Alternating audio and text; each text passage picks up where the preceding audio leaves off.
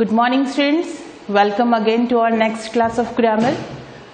जैसा कि हमने हमारी प्रीवियस क्लास में पढ़ा था टेंस का फर्स्ट पार्ट प्रेजेंट टेंस के हमने दो टेंस पढ़ लिए थे, present simple and present continuous, और होप सो कि आप लोगों ने उसकी प्रैक्टिस भी की होगी और वो काफ़ी अच्छे से समझ में भी आ गया होगा।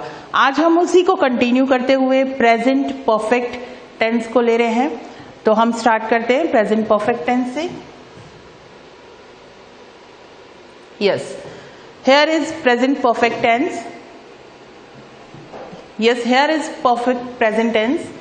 प्रेजेंट परफेक्ट टेंस में जो हेल्पिंग वर्ब यूज होगा वो होगा हैज और हैव।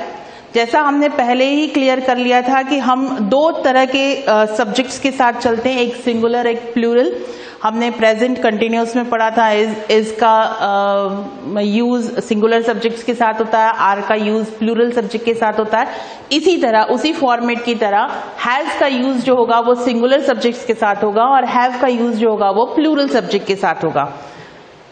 एंड अगेन हम वर्ब की थर्ड फॉर्म का यूज करेंगे, तो हमारा जो स्ट्रक्चर बनेगा पॉजिटिव का वो होगा subject plus has or plus verb की third form plus object and then rest of sentence.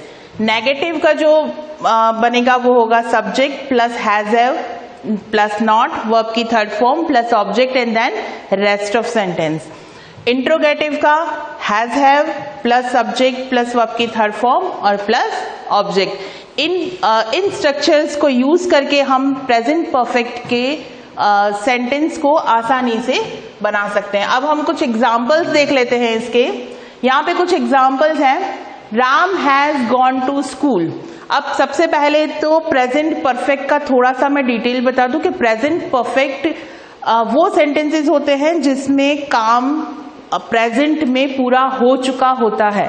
तो ऐसे सेंटेंसेस जहां पर काम का पूरा हो जाना, चुका है, चुका हूं, जो वर्ड हम हिंदी में जब प्रोनाउंस करते हैं तो पीछे जिनके ये वर्ड्स ऐड होते हैं वो सारे प्रेजेंट परफेक्ट के होते हैं। तो जैसा हम यहाँ पे देख रहे हैं, Ram has gone to school, Ram school जा चुका है, यानी एट द प्रेजेंट वो स्कूल पहुंच चुका है, घर से निकल गया है, रास्ते में नहीं, स्कूल पहुंच चुका है, तो ये काम कंप्लीट हो गया है। Then once again she has sung a song, उसने एक गीत गाया। देन यहां पर हमने नेगेटिव का भी एक सेंटेंस बनाया है, शी हैज नॉट संग अ सॉन्ग, उसने एक गाना नहीं गाया। हैज शी संग अ सॉन्ग। एंड जब भी हम इंट्रोगेटिव सेंटेंस बनाएंगे तो एक चीज ध्यान रखेंगे कि हेल्पिंग वर्ब से स्टार्ट कर रहे हैं या IW वर्ड से स्टार्ट कर रहे हैं, लास्ट में क्वेश्चन मार्क लगाना हमारे लिए जरूरी है। तो हैज शी संग अ सॉन्ग, क्या उसने गाना गाया। अब यहाँ पर एक एग्जाम्पल और लिखा है, we have not seen such type of animals. ये सेंटेंस क्लियर करता है उस चीज को कि हम प्रेजेंट परफेक्ट का सेंटेंस पढ़ रहे हैं, यानी कि आज तक मैंने ऐसा कोई एनिमल नहीं देखा, सच टाइप ऑफ एनिमल प्रेजेंट में नहीं देखा।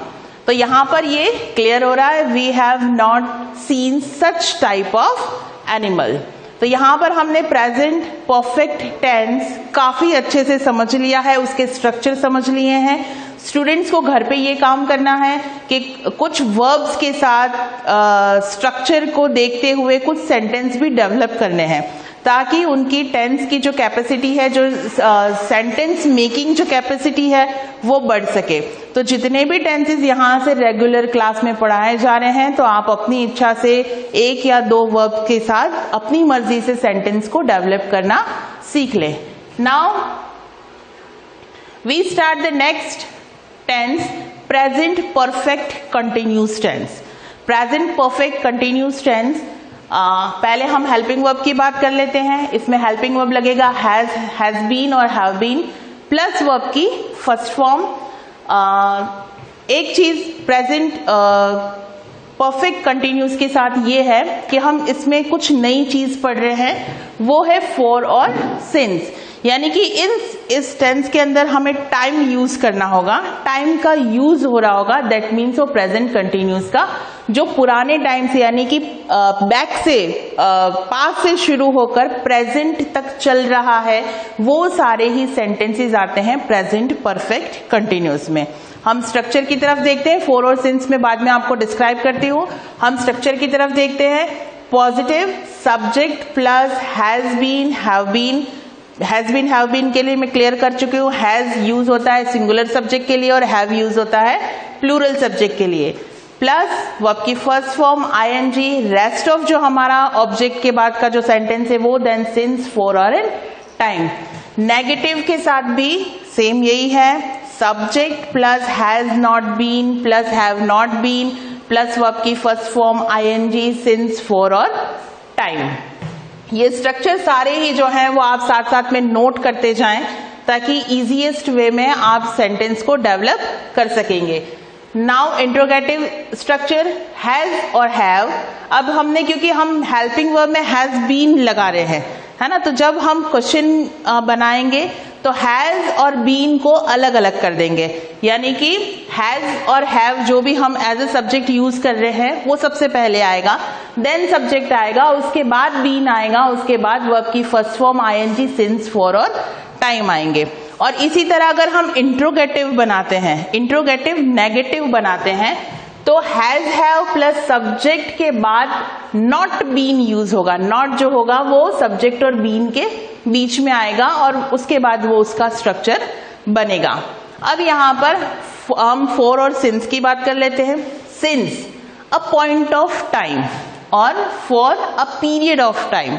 पॉइंट ऑफ टाइम यानी कि एक एग्जिट चीज, हमें पता है कि ये इसी टाइम पीरियड के अंदर हुआ है, और point of period of time कि ये इतने आवर्स से कंटिन्यू चल रहा है। तो फॉर और सिंस को डिस्क्राइब हम एज ए एग्जाम्पल कर लेते हैं। यहां पर एग्जाम्पल दे रखा है, he has been living in this house for 2 years। यानी ये जो है वो पीरियड ऑफ टाइम है फॉर, कि फॉर जो है पीरियड ऑफ टाइम में दे रखा है कि कैसे 2 साल से एक व्यक्ति उस घर में रह रहा है। अब यहां पर हम पॉइंट ऑफ टाइम करें कि कब से रह रहा है। हमारे पास एग्जिट फिगर की अगर हम बात करते हैं तो नेक्स्ट एग्जांपल है, he has been in this house since 2005। तो this is a point of time and this is a period of time. Now one more example. Yes, अब हम बात करते हैं प्रेजेंट परफेक्ट कंटिन्यूअस, और प्रेजेंट कंटिन्यूअस के tense में काफी सिमिलरिटी होती है। अब वो भी आईएनजी फॉर्म के साथ यूज हो रहा है, ये भी आईएनजी फॉर्म के साथ यूज हो रहा है, लेकिन दोनों का डिफरेंस क्या है? दोनों के डिफरेंस के लिए, अगर दोनों का डिफरेंस हमें जानना है तो जो प्रेजेंट कंटिन्यूअस का सेंटेंस होगा उसमें हमें टाइम कहीं नहीं दिया होगा, और जो प्रेजेंट परफेक्ट कंटिन्यूअस का जो सेंटेंस होगा उसमें पीछे कहीं ना कहीं टाइम दे रखा होगा। दैट मीन्स ये एक डिफाइन करता है दोनों चीजों को कि प्रेजेंट कंटिन्यूअस का कौन सा है और प्रेजेंट परफेक्ट कंटिन्यूअस का कौन सा सेंटेंस है। अब यहां पर एक एग्जाम्पल से मैंने शो कर रखा है, somebody is sitting on the road। somebody is sitting on the road, that means कोई एक है जो रोड पर बैठा हुआ है, that means it is a present continuous tense. Okay, अब now the second, somebody has been sitting on the road for 2 hours। अब यहां पर है दोनों ही सेम सेंटेंसेस, लेकिन क्योंकि इसके पीछे एक टाइम पीरियड ऐड कर दिया तो ये सेंटेंस जो है वो अपने आप ही प्रेजेंट परफेक्ट कंटिन्यूअस का चेंज हो गया। अब टाइम दे रखा है तो हमने हेल्पिंग वर्ब भी चेंज कर दिया। फर्स्ट फॉर्म और ईएनजी इसमें भी लग रही है, फर्स्ट फॉर्म और आईएनजी फॉर्म इसमें भी लग रही है।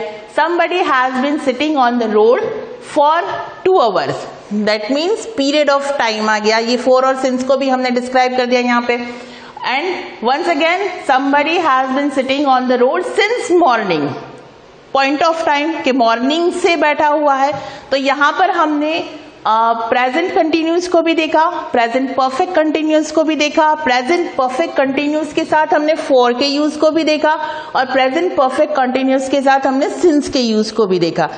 अब हमने 4 टेंसेस कंप्लीट कर लिए हैं, प्रेजेंट सिंपल और इंडेफिनिट, प्रेजेंट प्रोग्रेसिव और कंटिन्यूस, प्रेजेंट परफेक्ट कंटिन्यूस। ये 4 टेंसेज हम ऑलरेडी कंप्लीट कर चुके हैं। अब आप लोगों का काम, आप लोगों को जो यहाँ से ऑनलाइन स्टडीज करवाई जा रही है, तो आप लोगों का एक छोटा सा होमवर्क है कि आप पर टेंस 2 वर्ब्स लेकर उनके सेंटेंसेस बनाएंगे। सेंटेंसेस किस तरह बनाएंगे? आप उसमें पॉजिटिव भी बनाएंगे, नेगेटिव भी बनाएंगे, इंट्रोगेटिव भी बनाएंगे और इंट्रोगेटिव नेगेटिव भी बनाएंगे। तो आपको एक टेंस के साथ 2 वर्ब्स लेके 4 सेंटेंस डेवलप करने हैं। तो इसी तरह आप प्रेजेंट पूरा टेंस जो मैंने पढ़ा दिया है उसका होमवर्क करके अपनी नोटबुक में जब हम ग्रुप सेटिंग खोलेंगे और जब भी इस तरह का जो भी होगा आप स्कैन करके उसके आंसर से आप जो भी आपने सेंटेंस डेवलप किए हैं वो उसमें स्कैन करके आप भेजेंगे। Thank you class.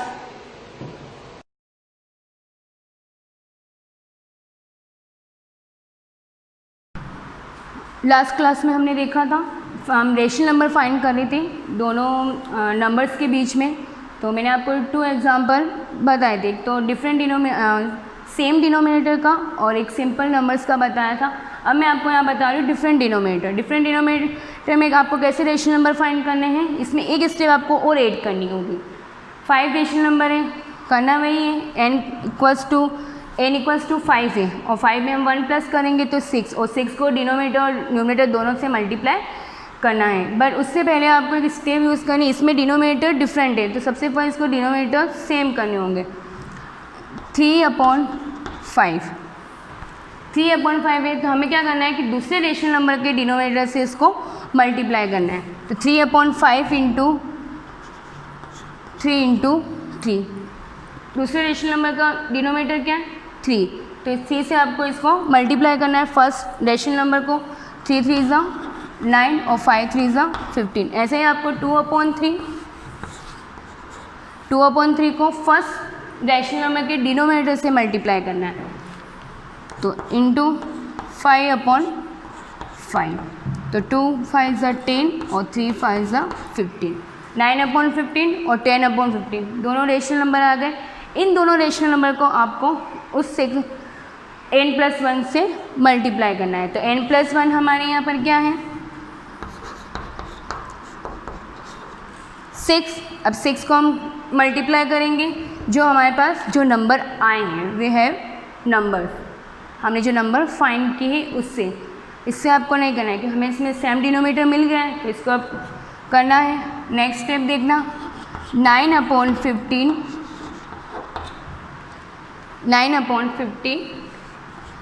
इंटू किससे मल्टीप्लाई करेंगे 6 से। किससे करेंगे 9 इंटू 15 का 6 इंटू 6 से करेंगे 6/6 से। तो 9 6 ज़ा 54 और 15 6 ज़ा 90। ऐसे ही आपको 10/15 और 10/15 को आप करोगे 6 से मल्टीप्लाई। 10 6 ज़ा 60 और 15 6 ज़ा 90। We have same denominator, so we can write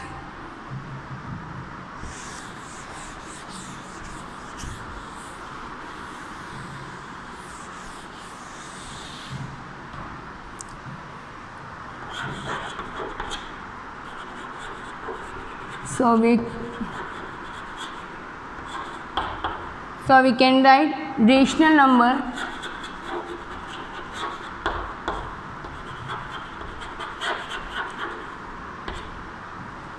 (50, 55/90, 56/90, 57/90, 58/90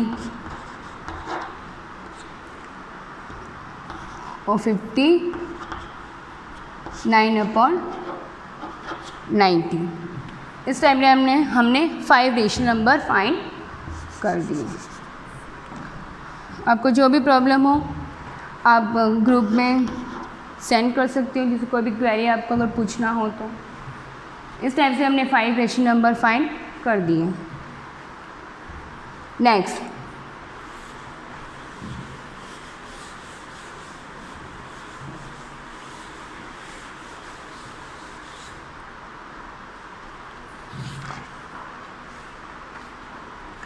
irrational number. अब क्या है इरेशनल नंबर, रैशनल नंबर हो गया इरेशनल। ये थोड़ा न्यू टॉपिक है आपके लिए।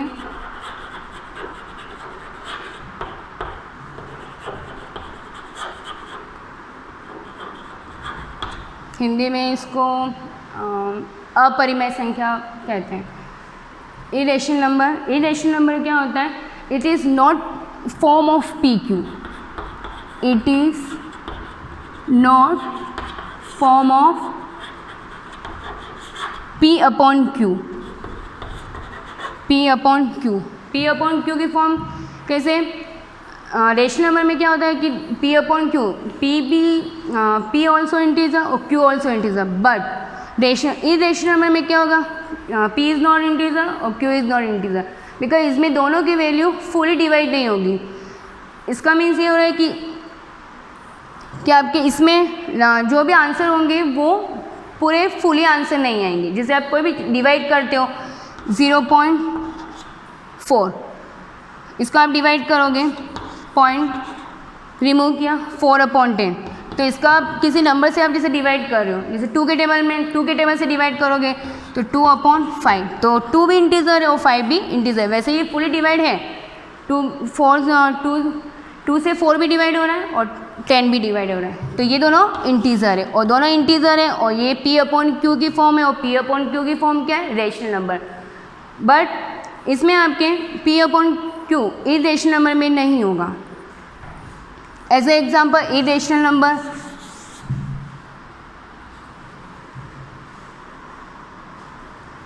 √2, जैसे मैंने आपको एक एग्जांपल बताया √2। अब √2 की वैल्यू आपको पता ही है 1.142 सोल। इसकी अनलिमिटेड वैल्यू नॉन टर्मिनेटिंग में आता है वैसे ये, क्योंकि इसमें आगे कोई इसकी एग्जैक्ट वैल्यू नहीं होती है।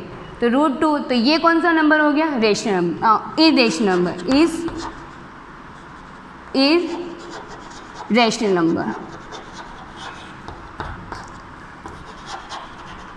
ऐसे √3,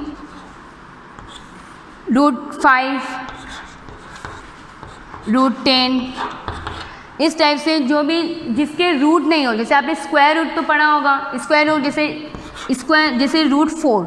अब √4 इरेशनल नंबर नहीं है, ये रेशनल नंबर है, बिकॉज क्योंकि √4 का रूट क्या होता है? 2, और 2 क्या है?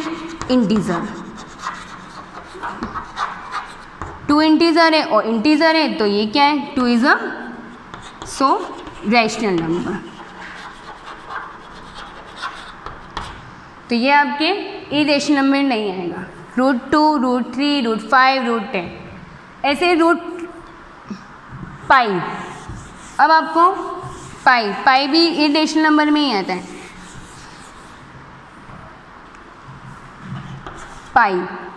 पाई की वैल्यू क्या होती है?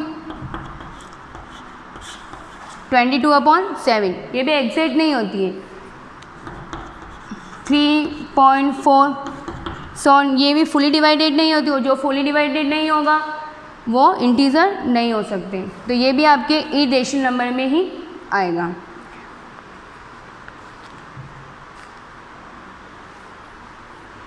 रियल नंबर नेक्स्ट है आपके real number. Real number means Hindi में इसको वास्तविक संख्या कहते हैं। रियल नंबर का मीन्स क्या होता है कि इसमें नंबर लाइन पे जो भी आपको नंबर रिप्रेजेंट करना है, all numbers represent on the number line, that is called real number. अब रियल नंबर में सिंपल नंबर भी आते हैं और रेशनल और इरेशनल नंबर दोनों को आपको रिप्रेजेंट करने हैं नंबर लाइन पे। तो वो कौन से नंबर होंगे? नंबर लाइन, वो कौन से नंबर होंगे? Real number. तो all numbers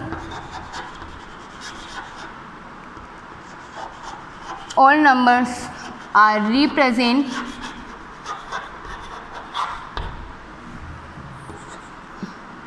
on the number line,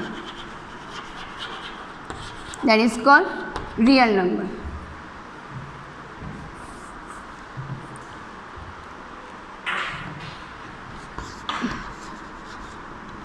real number को आप ऐसे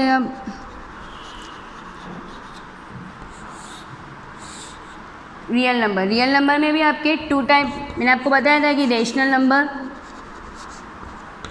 और irrational number.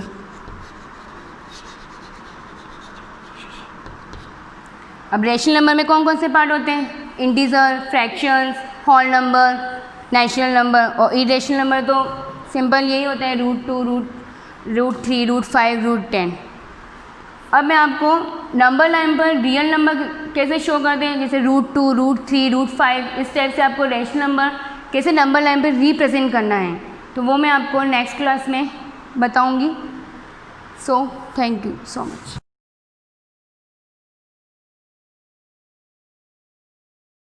Good morning class.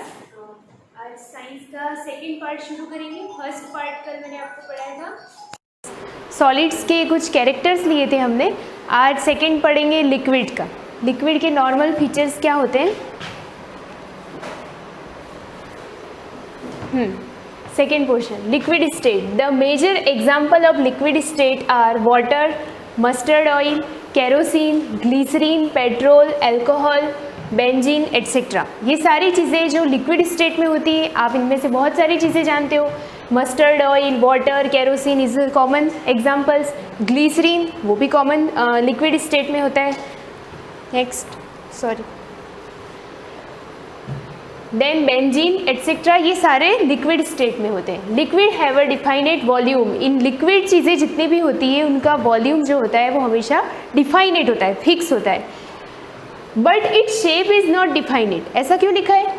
Shape उसका डिफाइन नहीं होता है, डिफाइनेट नहीं यानी फिक्स नहीं होता, क्योंकि वॉल्यूम लिक्विड चीज़ को आप जिस कंटेनर में पोर्ड करते हो, डालते हो, वो उसका कंटेनर का शेप ले लेता है। जैसे आप वाटर को लिक्विड बॉटल में भर रहे हो तो वो बॉटल का शेप लेगा, बाउल में डाल रहे हो तो वो बाउल शेप होगा, और एक ग्लास में डाल रहे हो तो वो ग्लास का शेप ले लेगा।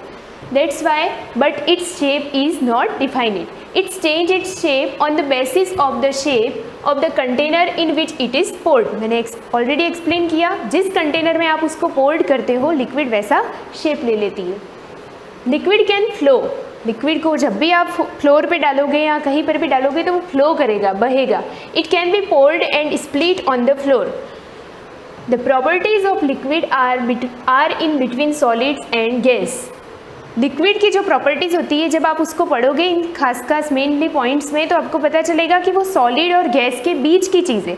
सॉलिड में जो प्रॉपर्टीज़ होती है उससे थोड़ा डिफरेंट होता है और गैस से भी थोड़ा अलग होगा। तो ये बीच का बिटवीन पोर्शन है जो सॉलिड और गैस दोनों की प्रॉपर्टीज से मेल खाता है। The major characteristics of liquid are as follows. इसके फर्स्ट पॉइंट है, liquids do not have a fix shape. Liquid का कोई फिक्स शेप नहीं होता, जिस कंटेनर में डालोगे वो वैसा शेप लेगा। Liquids occupies a fixed volume. Liquid का एक पर्टिकुलर फिक्स वॉल्यूम होता है। Liquid have density larger than gas but lesser then solids. कल मैंने बताया था, फिर से बता रही हूँ। डेंसिटी का मीनिंग होता है कि कौन सी चीज़ वाटर के अंदर सिंक हो रही है और कौन सी चीज़ वाटर के ऊपर फ्लोट कर रही है। फ्लोट यानी ऊपर तैर रही है और डीप सिंक यानी डूब जा रही है। Density. Liquids have very less compressibility. Compressibility यानी जैसे बताते हैं गैस के मॉलिक्यूल जो होते हैं उनको कंप्रेस करके बहुत ज़्यादा हाईली कंप्रेस करते हैं तो वो लिक्विड स्टेट में आ जाता है। आपको पता है ये डायग्राम देखो, सॉलिड के मॉलिक्यूल्स आपको क्या कर रहे हैं, क्या दिख रहे हैं? बहुत ज़्यादा क्लोजली अट्रैक्शन है। लिक्विड के थोड़ा बीच में क्या आ गया है, डिस्टेंस आ गया है, गैप आ गया है। और गैस के मॉलिक्यूल बहुत ज़्यादा दूर दूर होते हैं, इसीलिए गैस जो होती है बहुत ज़्यादा जल्दी फैल जाती है। तो यहाँ पे लिखा है liquids have very less compressibility. Less compressibility यानी बहुत ही लेस कंप्रेस करके इसके मॉलिक्यूल को हम पास में ला सकते हैं। इसीलिए लिक्विड के मॉलिक्यूल को जब भी आप डाउन टेम्परेचर दोगे तो वो किस में चेंज हो जाएगा, सॉलिड में। सॉलिड इस चीज़ को आप अगर हीट करोगे, ज़्यादा टेम्परेचर दोगे तो ये क्या हो जाएगा, मेल्ट होगा। मेल्ट क्यों, जब इसके मॉलिक्यूल को हीट करोगे तो ये मॉलिक्यूल दूर दूर भागेंगे। आप कॉमन एग्जांपल ले लो, जब आप लोगों को हीट लगती है, समर होता है, समर सीजन होता है, तो आप लोग एक दूसरे से दूर दूर बैठते हो। जब आपको उसी टाइम ठंड लगती है तो आप एक दूसरे के पास आते हो। तो सेम चीज़ मॉलिक्यूल के साथ होती है जो हमारे साथ होती है। मॉलिक्यूल्स को जब भी ऐसे टेम्परेचर बहुत ज़्यादा लगेगा मतलब इस चीज़ को जब भी आप बहुत ज़्यादा टेम्परेचर दोगे इसके मॉलिक्यूल इस स्टेट में आ जाएंगे। यानी अगर आइस क्यूब को मैंने रूम टेम्परेचर पे इस पोजीशन में रखा है, ये समझ लो ये आइस क्यूब है, इसको मैंने रूम टेम्परेचर पे ऐसे लिखा है, तो हीट के रूम का टेम्परेचर इसके लिए ऑब्वियसली ज़्यादा होगा आइस क्यूब के लिए। तो ये आइस क्यूब क्या करेगा, इसके मॉलिक्यूल दूर दूर भागेंगे और वो आइस क्यूब जो सॉलिड स्टेट में था वो किस स्टेट में आ जाएगा, लिक्विड, क्योंकि उसके मॉलिक्यूल क्या हो गए, दूर दूर हो गए। दूर दूर जाने से उसने उसकी फिजिकल प्रॉपर्टीज़ चेंज कर दी, जिसकी वजह से उसका स्टेट से चेंज हो गया। यानी एक आइस क्यूब का मैटर है जो आइस, उस मैटर का स्टेट पूरी तरह से चेंज हो गया, वो सॉलिड से लिक्विड बन गया। कॉमन एग्जांपल आइस, ठीक है। उसी लिक्विड अगर आइस को मैं रूम टेम्परेचर पे रखा तो वो लिक्विड हो गया, यानी वो वाटर हो गया। उसी वाटर को फर्दर मैं हीट करती हूँ, ज़्यादा बॉईल करती हूँ या टेम्परेचर कुछ ज़्यादा बढ़ा देती हूँ, तो वो लिक्विड चीज़ किस में चेंज हो जाएगी, गैस में। गैस में मीन्स पहले वेपर बनेगी। जैसे ही किसी लिक्विड चीज़ को यानी पानी को आप हीट करते हो, बॉईल करते हो, तो वो पानी क्या हो जाएगा, गर्म होगा। गर्म होने के बाद बहुत ज़्यादा गर्म होगा। और आप अगर देखो तो किसी पैन को अगर हीट करते हो, किसी पैन में वाटर भर के, तो वो पैन का पानी पहले तो उबलेगा, बॉईल होगा। बॉईल होने के बाद वो धीरे धीरे भाप बन के उड़ेगा। अगर वो पैन खुला है तो वो भाप बन के उड़ जाएगा, पानी पूरा गायब भी हो जाएगा। पानी का आपने देखा होगा, बहुत ज़्यादा पानी बॉईल करते हो तो वाटर जो होता है वो पूरी तरह से, जिस पैन में हमने वाटर गर्म किया था वो गायब ही हो जाता है। तो वो चीज़ क्या है थी, गैस बन गई। लेकिन अगर उसी पैन को आपको देखना है कि एक्चुअल में पानी को बॉईल करने से वो पानी जाता कहाँ है, तो आप उसको कवर करके देख लो। कवर करोगे तो आपको पता चलेगा कि जिस चीज़ से हमने प्लेट से या उससे कवर किया है, तो कवर करने के बाद वो क्या करेगा, उस कवरिंग के नीचे यानी प्लेट के नीचे पानी की पूरी स्टीम यानी भाप जो है वो पानी की ड्रॉपलेट्स के रूप में, वाटर ड्रॉपलेट्स के रूप में कलेक्ट हो जाएगी। तो आप समझ सकते हो कि सॉलिड के मॉलिक्यूल को हीट करने पर लिक्विड बनता है और लिक्विड के मॉलिक्यूल को हीट करने पर वो गैस में चेंज हो जाता है। ठीक है, उसी को बोलते हैं हम कंप्रेसिबिलिटी। मैंने यहाँ पे इस वर्ड से मैंने आपको इतना एक्सप्लेन किया है, ये है कंप्रेसिबिलिटी, जिसमें क्या होता है, बहुत ज़्यादा लिक्विड के मॉलिक्यूल जब पास में आ जाते हैं, गैस जैसे CNG LPG, बहुत ज़्यादा वो क्या होते हैं, गैस होते हैं, लेकिन उसको हाईली कंप्रेस करके एक सिलेंडर कंटेनर में भरा जाता है तो वो गैस लिक्विड फॉर्म में हो जाती है। आप जब सिलेंडर को हिलाते हो ना तो आपको ऐसा लगेगा कि अंदर से थोड़ी पानी जैसी आवाज़ होती है, बट एक्चुअल में वो होती क्या है, गैस होती है। तो सेम चीज़ है कि गैस के मॉलिक्यूल को हाईली कंप्रेस कर दो तो वो लिक्विड में चेंज हो जाते हैं, वो मीनिंग होता है कंप्रेसिबिलिटी। नेक्स्ट फिफ्थ पॉइंट लेते हैं, the particles of the liquid में have big intermolecular attraction force. Attraction force, इसको एक्सप्लेन करने की ज़रूरत नहीं है, आपके सामने 3 डायग्राम बुक में इसीलिए बना के दिए मैंने। ये चीज़ इसीलिए मैंने ये मैटर्स किया है। आपकी इस साल की जो बुक का एडिशन है उसमें ये पेज इंक्लूड नहीं था, इसलिए मैंने इस पिक्चर को लिया है, क्योंकि इस 3 पिक्चर से ये पूरे सारे पॉइंट्स आपके दिमाग में क्लियर हो जाएंगे। तो जब भी एग्जाम में सॉलिड लिक्विड गैस का कुछ भी मैटर क्वेश्चन आता है तो आपको ये 3 बॉक्स वाले डायग्राम तो याद रखने हैं। क्या है ये, स्टेट्स ऑफ मैटर। अब यहाँ पे दे रखा है कि पार्टिकल जो होते हैं लिक्विड के, उनके बीच में weak intermolecular attraction force. Molecular यानी ये सब छोटे छोटे स्मॉल क्या है, मॉलिक्यूल। इंटर बीच में, इन मॉलिक्यूल्स के बीच में होने वाला फोर्स, इसके अंदर क्या है, हाईली, बहुत ज़्यादा क्लोजली है तो ये हाई इंटरमॉलिक्यूलर अट्रैक्शन फोर्स से जुड़े हुए। इनके अंदर कैसा होगा, यहाँ पे क्या लिखा है, वीक। इसके कंपेयर में इसमें क्या होगा, वीक होगा। वहीं पे ये पॉइंट्स गैस में जाके और चेंज हो जाएगा। यहाँ पे लिखा है नेग्लिजिबल, इसका मतलब है ना के बराबर, यानी गैस के मॉलिक्यूल के बीच में अट्रैक्शन फोर्स ना के बराबर होता है, नहीं होता है, दिख रहा है। इसमें क्या होगा, कम होगा। किसके कंपेयर में, सॉलिड के कंपेयर में इनके बीच में अट्रैक्शन फोर्स कम होगा, और लिक्विड के मॉलिक्यूल के कंपेयर में गैस में तो होगा ही नहीं, इसके मॉलिक्यूल बहुत ज़्यादा दूर दूर भागेंगे। नेक्स्ट लेते हैं 6 point, liquid have diffusion less than gas but greater than solid. वही चीज़ जैसे मैंने बताई कि सॉलिड से क्या होगा, इसमें ग्रेट होगा। Liquids have diffusion less than gas, gas से कम but greater than solid. Solid से डिफ्यूजन उसमें ज़्यादा जल्दी होगा, मतलब सबसे ज़्यादा इसमें है। डिफ्यूजन का मतलब होता है फ्लो, प्रसारित होना यानी फैलना। यानी जैसे डिफ्यूजन मैंने बोला कि गैस जो होगी, एक कमरे में कोई गैस या कोई स्मेल भरी हुई है, जैसे एलपीजी की गैस होती है या कोई भी अदर गैस होती है, नाइट्रोजन गैस होती है, तो उसकी स्मेल बहुत जल्दी आ जाती है। लिक्विड की स्मेल उसके पास जाने पे उसको स्मेल करने से आती है, उससे भी कम आती है सॉलिड की। उसको बोलते हैं डिफ्यूजन। यानी ये होता है कि गैस के मॉलिक्यूल हाईली डिफ्यूजन होते हैं, डिफ्यूज हो जाते हैं, यानी कि बहुत जल्दी गैस के मॉलिक्यूल फैल जाते हैं बहुत दूर दूर। लेकिन लिक्विड के मॉलिक्यूल धीरे धीरे फैलेंगे, बट सॉलिड के तो फैलेंगे ही नहीं। तो इसमें बहुत ही वेरी लेस हो गया, इसमें greater than solid but lesser than gas. Next है diffusion less than gas but clear. Next है गैस स्टेट। गैस स्टेट क्या होती है? ये वाला, air present around us in the best example of gas and some other example of gases are oxygen, nitrogen, argon, carbon dioxide CO2, oxygen O2, nitrogen N, argon AR। ये इनके symbol हो गए, ठीक है। ये सब कॉमन एग्जाम्पल है जो आपने सुन रखे होंगे कि ये बहुत सारी गैसेस अराउंड अस हमारे चारों तरफ घूमती रहती है। नेक्स्ट इसका मेजर प्रॉपर्टीज़ में देख लेते हैं। फर्स्ट पॉइंट है gases do not have a fixed shape and volume. Gas का कोई शेप नहीं होता, कोई वॉल्यूम, इवन उसको हम देख भी नहीं सकते क्योंकि उसके मॉलिक्यूल बहुत दूर दूर भागते हैं, दूर दूर होते हैं, जिसकी वजह से इनका कोई पर्टिकुलर शेप नहीं होता। अभी इस रूम में O2 CO2 आपके आसपास चारों तरफ घूम रही, बट आपको वो दिखाई भी नहीं देती क्योंकि उनका कोई शेप ही नहीं होता, साइज भी नहीं होती। Do not have a fixed shape and volume. Gases do not have a fixed volume. They attain the volume in which they poured. वही चीज़ें, इनका कोई शेप नहीं होता, इनका कोई वॉल्यूम नहीं होता, आप उसको जिसमें रखोगे वैसा वो शेप ले लेगा। थर्ड पॉइंट, फोर्थ पॉइंट है इसका, density of gases are low. Gases की डेंसिटी बहुत ज़्यादा कम होती है। Gases are highly compressible. Highly, यहाँ पे क्या था? Very less. इसमें लेस है, इसमें क्या है? हाईली। क्यों? क्योंकि मैंने बताया आपको CNG को जब भी आप भरते हो उसको बहुत ज़्यादा हाईली कंप्रेस कर करके उसको सिलेंडर में भरोगे, आप पोर्ड करोगे तो वो लिक्विड में चेंज हो जाएगी। लेकिन लिक्विड को एक लिमिट तक आप कंप्रेस कर सकते हो। कितना एक बॉटल में अगर 1 लीटर पानी की कैपेसिटी है तो उससे ज़्यादा आप उसको पोर्ड ही नहीं कर सकते हो। आप उसको कंप्रेस भी करोगे तो नहीं होगा वो, ठीक है। पर गैस का ऐसा नहीं होता। गैस को आप कंप्रेस, जितना ज़्यादा प्रेशर लगा के कंप्रेस करोगे उतना ज़्यादा वो अंदर भर सकते हो। एक डेफिनेट फिक्स कैपेसिटी हर चीज़ की होती है, बट फिर भी बोलेंगे कि गैस का जो होता है मॉलिक्यूल जो होते हैं वो उसके कैसे होते हैं? Highly compressible.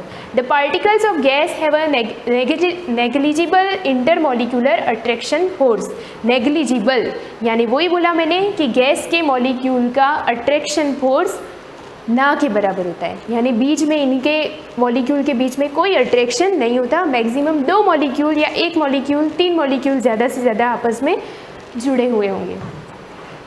Diffusion of gases is very fast, बताया मैंने। जैसे एग्जांपल दे देती हूँ मैं आपको, फ्रिज, रेफ्रिजरेटर, फ्रिज का जब आप डोर खोलते हो तो डोर खोलने के बाद अंदर से वो CFC गैस बाहर निकलती है। आपको फील होता है कि ठंडी ठंडी हवा नहीं होती, वो क्लोरोफ्लोरोकार्बन यानी CFC गैस होती है जो बाहर निकलती है, तब आपको फील होती है। AC वाले रूम का डोर या किसी ऑफिस में AC लगा हुआ है, उसका डोर जैसे ही आप ओपन करते हो तो फटाक से अंदर से जैसे ही ठंडी हवा होती है वो बाहर आती है और बाहर की गर्म हवा अंदर की ओर होती है। इसको बोलते हैं डिफ्यूजन, यानी कि गैस के मॉलिक्यूल हाईली डिफ्यूजन करते हैं, यानी बहुत जल्दी एकदम से फ्लो होते हैं। अगर वो लोअर कंसंट्रेशन की तरफ है तो वो हायर की तरफ जाएंगे, हायर की तरफ है तो वो लोअर की तरफ जाएंगे, ठीक है। ये एग्जांपल हो गया, मैंने बता दिया कि गैसेस का जो डिफ्यूजन होता है यानी गैस के मॉलिक्यूल जो होते हैं वो बहुत ही इजीली डिफ्यूज्ड होते हैं, हाईली डिफ्यूज्ड होते हैं। गर्म हवा जहाँ होती है वो बाहर निकल जाती है फटाफट और ठंडी अंदर आ जाती है। Hence gases can be spread easily। इस पॉइंट की वजह से, 6 पॉइंट की वजह से ये लाइन बोल सकते हैं। इस वजह से ये कह सकते हैं कि गैसेस के मॉलिक्यूल इजीली स्प्रेड हो सकते हैं। बस ये जो नीचे लिखा हुआ है CNG कंप्रेस्ड नेचुरल गैस, ये क्लियर हो जाएगा। डिक्रीजिंग टेम्परेचर, देखो यहाँ लिखा है inter particle space is gas is very high, क्योंकि इनके बीच में गैप बहुत ज़्यादा हाई होता है। By applying high pressure at decreasing temperature, बहुत ज़्यादा प्रेशर लगाने से उस चीज़ को आप किसी भी कंटेनर में भर सकते हो, क्योंकि ये लेस हाईली कंप्रेसिबल होते हैं। Then condense the gas into liquid. मैंने बताया कि किसी गैस को बहुत ज़्यादा हाई प्रेशर पे पोर्ड करोगे तो वो लिक्विड में कन्वर्ट हो जाएगी। The gas which are used as fuel are LPG liquid petroleum gas and CNG compressed natural gas. यहाँ पे नोट कर देना आप, कंप्रेस्ड नेचुरल गैस यानी एक कंप्रेस्ड क्यों बोला, क्योंकि उसको कंप्रेस कर रहे हैं। नेचुरल गैस एक होती है मीथेन, METHANE, मीथेन CH4, जिसको हम बोलते हैं काऊ डंग से जो बनती है नेचुरल गैस होती है वो प्योरली, उसको कंप्रेस कर दो अगर किसी भी गैस को, तो उस गैस स्टेट को हम चेंज करके इसमें ला सकते हैं लिक्विड स्टेट में। ठीक है, तो ये क्लियर हो गया। उसके बाद हम नेक्स्ट टॉपिक लेते हैं, change of state and effect. Second point है कि आप किसी भी मैटर के स्टेट को कैसे चेंज कर सकते हो। जैसे सॉलिड है तो उसको लिक्विड कैसे बनाओगे, लिक्विड हो तो आप उसको गैस कैसे बनाओगे। तो आप सोच रहे होंगे कि मैम सबसे पहले कोई सॉलिड चीज़ है तो उसको आप टेम्परेचर दोगे तो वो मेल्ट हो जाएगा, वो लिक्विड बनेगा, लिक्विड को और बॉईल करोगे तो वो गैस बनेगा। बेसिकली आपके दिमाग में आता है टेम्परेचर। टेम्परेचर एक ऐसा पॉइंट है जिसकी वजह से solid to liquid, liquid to gas हम बना सकते हैं। टेम्परेचर जो है वो हम नेक्स्ट की क्लास में देख लेंगे इस टॉपिक को। Thank you.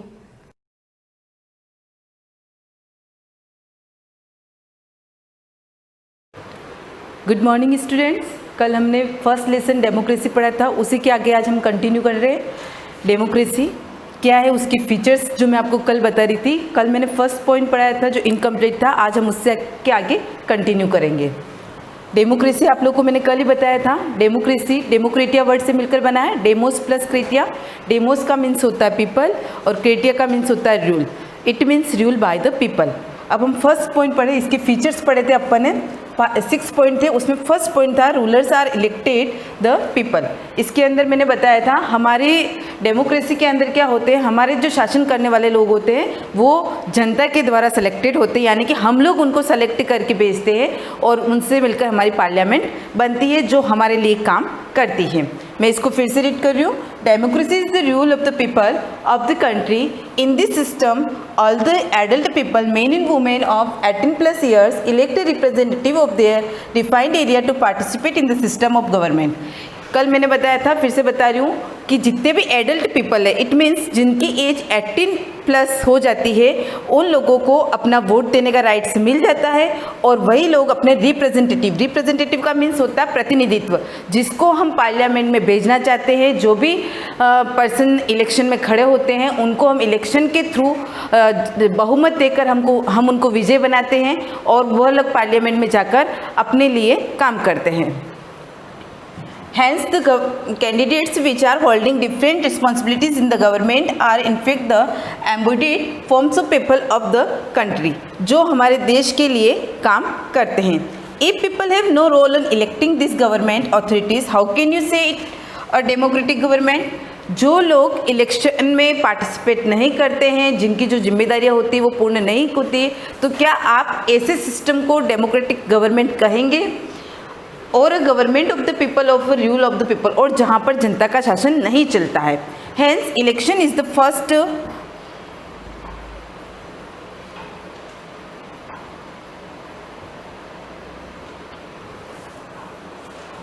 First foremost feature of democracy. Democracy की सबसे बड़ी विशेषता कौन सी होती है? इलेक्शन। अगर आप इलेक्शन में पार्टिसिपेट नहीं करते हो तो आप अपने प्रतिनिधित्व को आगे नहीं भेज सकते, और जब हमारा प्रतिनिधि ही आगे नहीं जाएगा तो हम अपनी बात अपने देश तक कैसे पहुंचाएंगे?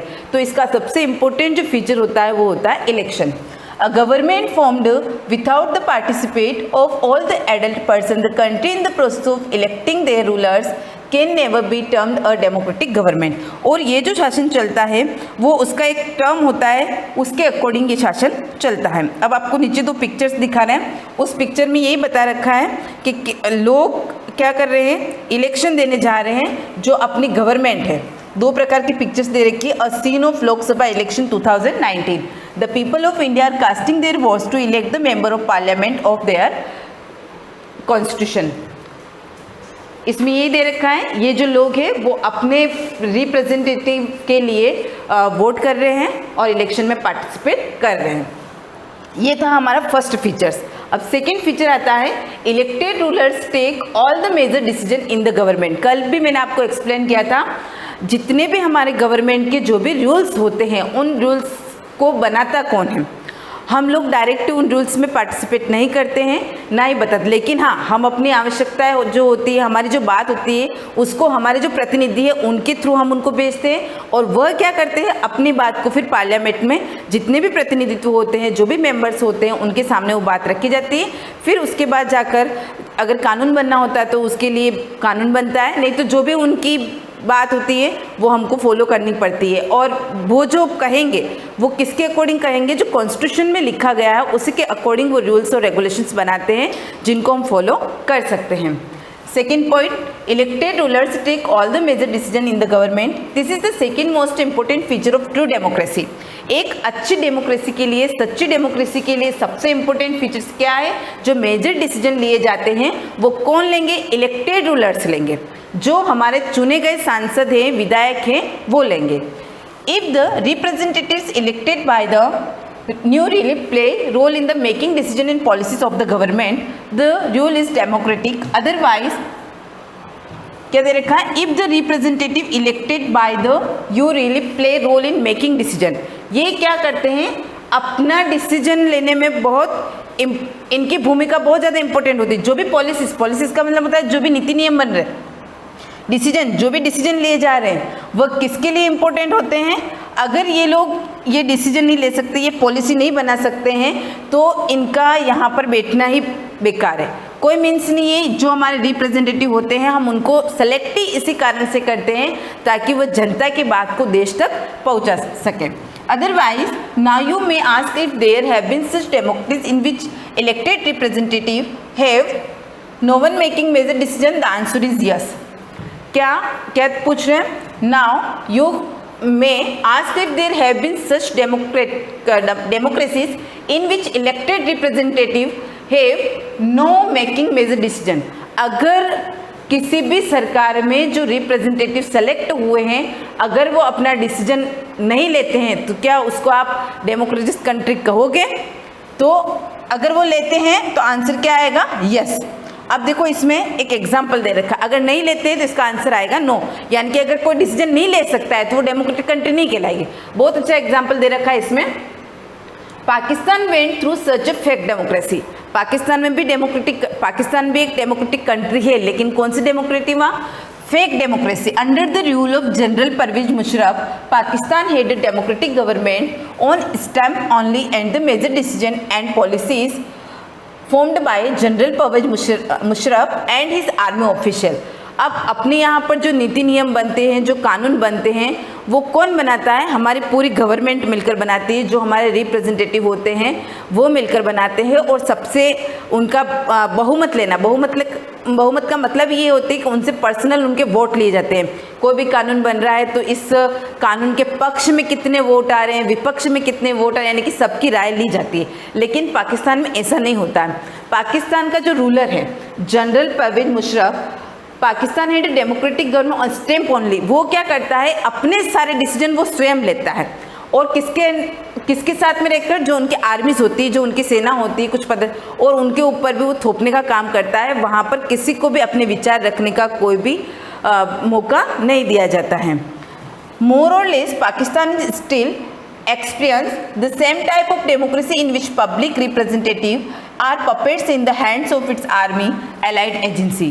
उसके अलावा पपेट का मतलब क्या होता है, कठपुतली, यानी कि उनके जो आर्मी ऑफिसर्स होते हैं उनके अंडर में जो काम करते हैं, यानी कि इतना भी कह सकते हैं कि वहाँ के जो जनसंख्या है, जनता है, पीपल है, उनकी कोई भी बात नहीं मान जाती है और वो जो मेन रूलर होता है उनके हाथों की कठपुतली बन के रह जाते हैं। उनको जो कहा गया उनको फॉलो करना पड़ता है। लेकिन हमारे देश में ऐसा नहीं होता। मैंने आप लोग को 7th क्लास में पढ़ाया था, उसमें बताया था कि अगर सरकार अच्छे से काम नहीं कर रही है तो लोग क्या करते हैं, उसके खिलाफ कुछ न कुछ एक्शन लेते हैं। धरना करना, स्ट्राइक, रैलीज निकालना, हड़ताल करना, ये सारे काम किए जाते हैं। तो ये क्यों किए जाते हैं, हम अपनी सरकार को बता सके कि वो जो काम कर रही है, जो कानून बना रही है, वो हमारे लिए अच्छे हैं या नहीं है, उनमें कुछ चेंजेस किए जा सकते हैं तो वो कर सकते हैं। हम ये बात आसानी से बोल सकते हैं हम जिस देश में रह रहे हैं उसमें, लेकिन पाकिस्तान में ऐसा नहीं होता है।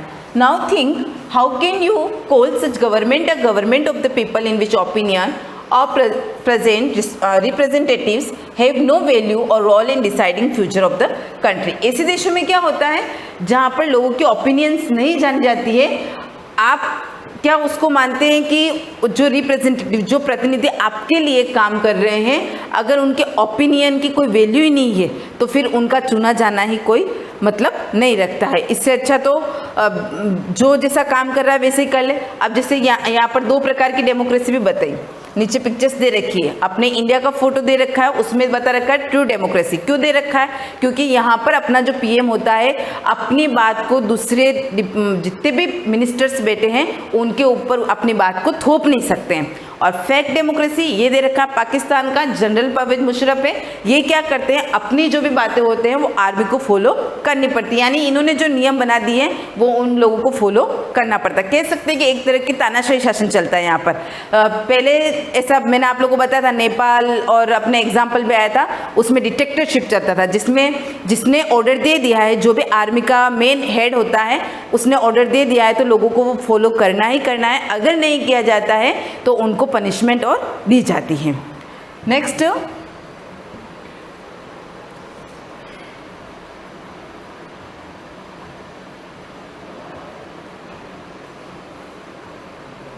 नेक्स्ट फीचर है अपना free and fair election to offer a chance before the people to make a change in the current rulers government. कल मैंने आपको इसको शॉर्ट में बताया था कि हमारे यहाँ पर स्वतंत्र और निष्पक्ष इलेक्शन होता है, यानी कि भेदभाव नहीं होता, आपको चॉइस मिलती है। मैंने आपको पढ़ाया था मल्टी पार्टी सिस्टम, जिसमें हम लोग को चॉइस मिलती है और साथ ही साथ लोगों को पास बहुत सारे ऑप्शंस होते हैं कि आप क्या कर सकते हो और क्या नहीं कर सकते हो। सिंपल सी बात है, हम लोग जब भी इलेक्शन में पार्टिसिपेट करते हैं, मैंने आपको पार्टीज़ के बारे में बताया, हमारे यहाँ पर 2 पार्टी सिस्टम नहीं चलता है, मल्टी पार्टी सिस्टम चलता है। साथ ही ऑप्शन भी बहुत सारे होते हैं कि आप किसको सेलेक्ट करना चाहते हो और किसको सेलेक्ट नहीं करना चाहते हो। ये लोगों की इच्छा के ऊपर डिपेंड करता है कि आप किसको सेलेक्ट कर रहे हो और किसको नहीं कर रहे हो।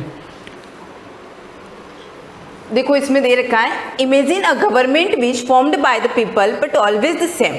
कभी कभी ऐसा होता है ना, कुछ देशों में इलेक्शन तो होता है लेकिन पार्टी हमेशा एक ही काम करती है, जो करती है ये क्योंकि लोगों की ऐसी आदत बन जाती है। जैसे हमारे यहाँ पर भी कुछ लोग जो हमेशा से माइंड में ये सोचते हैं कि बीजेपी अच्छी है तो वो बीजेपी को वोट देते, कांग्रेस अच्छी है तो कांग्रेस को, क्योंकि वो पर्सन को नहीं देखते। लेकिन हम लोग पढ़े लिखे हैं, हम लोग देश के फ्यूचर हैं, तो हम लोग को ये सोचना चाहिए जो पर्सन अच्छा काम करता है हम उसको वोट दें। ये नहीं कि जो पार्टी अच्छे काम, जरूरी थोड़ी इस साल बीजेपी अच्छा काम करेगी तो नेक्स्ट ईयर भी वो अच्छा काम करेगी, ऐसा नहीं हो सकता है। तो यहाँ पर ये imagine a government which is formed by the people but always the same.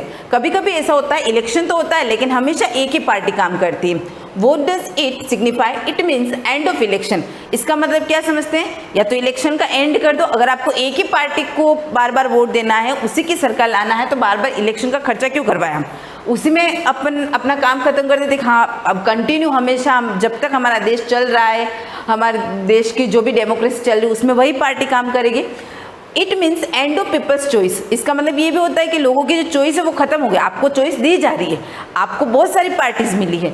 हमारे यहाँ पर नेशनल पार्टीज भी 6 है, उसके अलावा भी छोटी मोटी करके बहुत सारी पार्टियाँ हैं, रीजनल पार्टी है, अलग अलग राज्यों की बहुत सारी अलग अलग पार्टियाँ बनी हुई हैं, तो आपके पास बहुत सारी चॉइस होती है। लेकिन अगर हम एक ही पार्टी को बार बार वोट देते हैं तो यहाँ पर क्या दे रखा है, एंड ऑफ पीपल्स चॉइस, यानी कि लोगों की जो चॉइस है वो भी क्या हो गई, खत्म हो गई। It means end of democracy. Simple सा मतलब है कि यानी कि आपने लोकतंत्र का क्या कर दिया, एंड अप कर दिया है। यानी कि अब लोकतंत्र, अब एक ही पार्टी का शासन चल रहा है तो लोकतंत्र कहाँ से? सिंपल सी बात है, अगर एक ही पार्टी का शासन चल रहा है, वही लोग बार बार इलेक्शन में जीत रहे हैं, वही लोग आप उनके जो पावर्स है, उनकी जो इच्छा है आपके ऊपर थोप रहे हैं, तो यहाँ पर क्या होता है, डेमोक्रेसी का अंत हो जाता है। क्योंकि लोगों के पास जो चॉइस है वो तो उसको चॉइस के अकॉर्डिंग काम कर ही नहीं रहे, वो तो ये हो गया है कि भेड़ चाल चल रहे, एक चल रहा है उसके पीछे सब चल रहे। उसने बीजेपी को वोट दिया तो मैं भी बीजेपी को वोट देता हूँ, उसने कांग्रेस को दिया तो मैं भी कांग्रेस को। बहुत सारे फैमिलीज़ में आपने देखा होगा और अपनी फैमिलीज़ में देखा होगा, आपके मेन दादाजी जिसको वोट देते आए तो वो जब वोट देने जाते हैं तो वो पर्सनली बात करते हैं अपने परिवार वालों से कि आप बीजेपी को वोट देना, नहीं बीजेपी में अच्छा काम करते, या फिर कांग्रेस को वोट देना। ऐसा नहीं होता है, हमको पर्सन को देखकर वोट देना चाहिए कि वह पर्सन कितना काम कर सकता है और नहीं कर सकता। ऐसा भी हो सकता है कि आपने जिसको वोट दिया है वो बाद में अच्छा काम नहीं भी करे, तो हम उसके लिए ये भी कर सकते हैं कि हमारे पास ये पावर है कि हम जो सरकार हमारी अच्छी काम नहीं कर रही है उसको हम हटा सकते हैं, उसकी जगह पर नए इलेक्शंस करवा सकते हैं। And finally end of everything that is fair and desirable. अब इससे क्या हो जाता है, फाइनली एंड ऑफ एवरीथिंग। इससे अगर आपने अपनी चॉइस खत्म कर दी, एक ही पार्टी को बार बार आप सेलेक्ट कर रहे हो, तो आपका जो निष्पक्ष और अवांछनीय जो कार्य है वो क्या हो जाता है, यहाँ पर खत्म हो जाता है। Now you may ask if there has been such government which are formed by the people but rulers do not get changed. The answer is yes. अब क्या दे रखा है इसमें, now you may ask if there has been such government which are formed. आप सरकार को चुन तो रहे हैं by the people but rulers do not get changed. लेकिन शासन करने वाले चेंज नहीं हो रहे हैं, तो क्या वो डेमोक्रेसी कहलाएगी?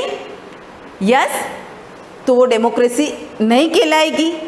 अगर बार बार वही पर्सन काम कर रहे हैं, वही पार्टी काम कर रही है, तो वो डेमोक्रेसी कहाँ से कहलाएगी? वो डेमोक्रेसी नहीं कहलाएगी। लेकिन हाँ, हमारी पार्टी बार बार, हाँ ऐसा नहीं होता है कि कंटिन्यू कोई गवर्नमेंट नहीं आ सकती। कंटिन्यू से पीछे लास्ट टाइम भी बीजेपी आई थी, इस साल भी बीजेपी काम करे, ऐसा हो सकता है, लेकिन परमानेंट के लिए हम उसको सेलेक्ट नहीं कर सकते। इसमें एग्जाम्पल दे रखा है, in China election are regularly held after every 5 years. हमारे यहाँ पर भी इलेक्शन कितने सालों में होता है, 5 ईयर्स में होता है, लेकिन कभी कभी ऐसा होता है कि हमारी सरकार अच्छे से काम नहीं करती है, तो हम उसको हटा सकते हैं और फिर से इलेक्शन होते हैं। तो चाइना में भी इलेक्शन कब होते हैं, आप every 5 years to elect member of parliament national people's congress. यहाँ नेशनल पीपल्स कांग्रेस उनकी पार्टी का नाम है। It has about 3000 members elected from all over China. अब अपने यहाँ पर पार्लियामेंट में इतने मेंबर्स की संख्या नहीं है, यहाँ पर कितने तरह के 3000 members elected from all over China. Chinese communist party and 8 other parties contest the election. अब जैसे इंडिया में मल्टी पार्टी सिस्टम है, यहाँ पर जो लिखा हुआ उसके अकॉर्डिंग तो चाइना में भी मल्टी पार्टी सिस्टम है, दे रखा है Chinese communist party and 8 other party contest the election but the government is always formed by in Chinese communist party. इतनी पार्टीज के बीच में सिलेक्शन होता है, इतनी आपको चॉइस मिलती है, लेकिन हर बार जीतता कौन है, चाइनीज कम्युनिस्ट पार्टी। इन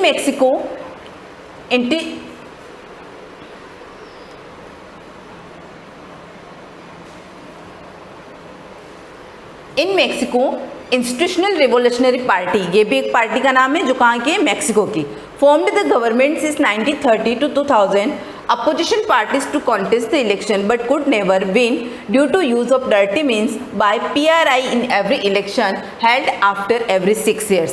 दो जीके के क्वेश्चन बन जाते हैं आपके लिए यहाँ पर कि चाइना में जो इलेक्शन होते हैं वो कितने ईयर्स में होते हैं, 5 ईयर्स में होते हैं। इंडिया में इलेक्शन होते हैं वो कितने ईयर्स में होते हैं, 5 ईयर्स में होते हैं। मैक्सिको में जो इलेक्शन होते हैं वो हेल्ड आफ्टर एवरी 6 ईयर्स, हर 6 साल में वहाँ पर इलेक्शन होते हैं। यहाँ पर भी क्या होता है, यहाँ पर भी 2 पार्टी के बीच में कॉन्टेस्ट दे रखा है, लेकिन यहाँ पर भी हमेशा किसकी पार्टी आती है, इंस्टीट्यूशनल रिवोल्यूशनरी पार्टी। यही पार्टी दे रखा है यूज़ ऑफ डर्टी मीन्स, उसके जो गंदे विचार हैं, कह सकते हैं कि वो ऐसे ऐसे काम करते होंगे जिससे लोग उस समय प्रभावित हो जाते होंगे और हमेशा वही इलेक्शन में जीतते हैं। Hence, organization of fair election is the third most important feature of the true democracy.